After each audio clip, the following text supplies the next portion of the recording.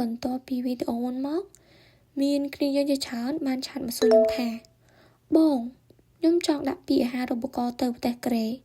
តែខ្ញុំអត់ដឹងថាទៅចាប់ផ្ដើមពីណាទៅទេបងអញ្ចឹងវីដេអូមួយនេះគឺជាចម្លើយអ្នកទាំងអស់គ្នាការដាក់ពាក្យអាហារូបករណ៍មិនមែនជារឿងមួយដែលធ្វើក្នុងពេលតែមួយយប់ទេប៉ុន្តែវាគឺជារឿងមួយដែលយើងត្រូវត្រៀមខ្លួនរួចជាស្រេចអញ្ចឹងនៅពេលដែលអាហារូបករណ៍ចេញមកអ្នកទាំងគ្នាមានភ័យខ្លាចឯអ្នកគ្នាអាចដាក់បានមកអញ្ចឹងឥឡូវខ្ញុំនាំមកប្រាប់ថាតើមុននឹងដាក់អាហារូបករណ៍ត្រូវត្រៀមខ្លួននៅគេខ្លះចំណុចទី1ភាសាចំណុចដំបូងហ្នឹងគឺភាសាហ្មងអ្នកទាំងគ្នាមិនថាភាសាអង់គ្លេសឬក៏ភាសាកូរ៉េទេអ្នកទាំងគ្នាអត់ចាំបាច់បកកែរហូតដល់ខ្លាចទៅជាអ្នកជំនាញនៃភាសាហ្នឹងទេប៉ុន្តែអ្នកទាំងគ្នាត្រូវចាប់ផ្ដើមរៀនវាពីបន្តិចម្ដងព្រោះដោយសារតែភាសាត្រូវការពេលវេលាវាមិនអាចរៀនចេះនៅក្នុងតែរយៈពេលមួយថ្ងៃបានទេចំណុចទី2 GPA និង transcript មនុស្សជាច្រើនរួមទាំងខ្ញុំផងដែរនៅពេលដែលខ្ញុំដាក់អាហារូបករណ៍ខ្ញុំមានរឿងការភ័យបារម្ភទាក់ទងជាមួយនឹង GPA តែខ្ញុំសូមប្រាប់អ្នកទាំងអស់គ្នាថា GPA វាមិនជាអ្វីៗគ្រប់យ៉ាងទេប៉ុន្តែអ្វីដែលចំណុចសំខាន់នោះអ្នកទាំងអស់គ្នាអាចបង្ហាញពីចំណុចខ្លាំងរបស់ខ្លួនឯងទៅគេបានឧទាហរណ៍គាត់ហ៊ានបកកែគាត់មាន GPA ខ្ពស់ប៉ុន្តែនៅពេលដែលគាត់អសេអីមួយការបង្ហាញបញ្ចេញរបស់គាត់គឺអត់បានល្អអញ្ចឹងបើសិនបើអ្នកនរគ្នាដឹងពីចំណុចខ្លាំងរបស់ខ្លួនឯងអ្នកនរគ្នាអាចបង្ហាញពីកន្លែងហ្នឹងបាននឹងឯងគឺជាចំណុចល្អរបស់អ្នកនរគ្នាចំណុចទី3 recommendation letter នៅកន្លែងហ្នឹងអ្នកនរគ្នាសូមកុំចាំដល់ថ្ងៃចុងក្រោយទៅសុំ recommendation ពីលោកគ្រូឬក៏អ្នកគ្រូអញ្ចឹងអ្នកនរគ្នាត្រូវតែដឹងខ្លួនទៅហើយថាតើលោកគ្រូមួយណាឬក៏អ្នកគ្រូមួយណាដែលស្គាល់អ្នកនរគ្នាពិតប្រាកដព្រោះដោយសារតែ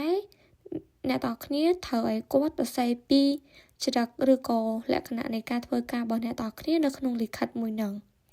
អញ្ចឹងបើសិនបើអ្នកគ្នាទទួលបានលិខិតល្អហ្នឹងពីលោកគ្រូរបស់អ្នកគ្រូរបស់អ្នកទាំងអស់គ្នាពេលដែលអាហារូបករណ៍គេមើលទៅក៏គេអាចវាយតម្លៃតាមនោះដូចគ្នាដែរចំណុចទី4 study plan ឬក៏ motivation letter ឯកសារពីរនោះអ្នកទាំងអស់គ្នាគឺជាឯកសារដែលសំខាន់យកទៅមែនតើវាមនុស្សមួយចំនួនគិតថាបើសិនបើអសេអានឹងឲ្យទៅស្អាតឲ្យទៅបានវែងទៅវាកាន់តែល្អឯងប៉ុន្តែអ្នកទាំងអស់គ្នាមិនអញ្ចឹងទេពេលដែលអ្នកគ្នាសរសេរអ្នកគ្នាត្រូវយល់តា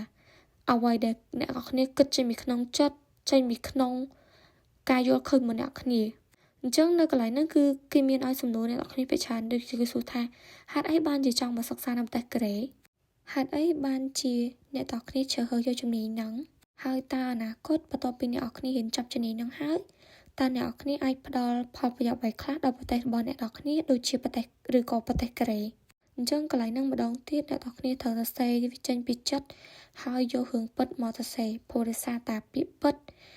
នឹងវាមានអំណាចជាងរឿងដែលអ្នកគ្នាបានប្រឌិតឡើងចំណុចទី5ពេលវេលានិងវិន័យការដាក់អាហារូបករណ៍វាមិនមែនជារឿងសំណាងទេអ្នកទាំងគ្នាហើយវាក៏មិនមែនជាការចាយដន់ដែរប៉ុន្តែផ្ទុយទៅវិញវាគឺជាការរៀបចំ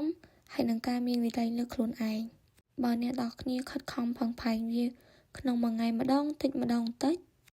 វាដូចជាអ្នកទាំងគ្នាកំពុងតែធៀមខ្លួនក្នុងការដាក់ពាក្យអាហារូបករណ៍នឹងចឹង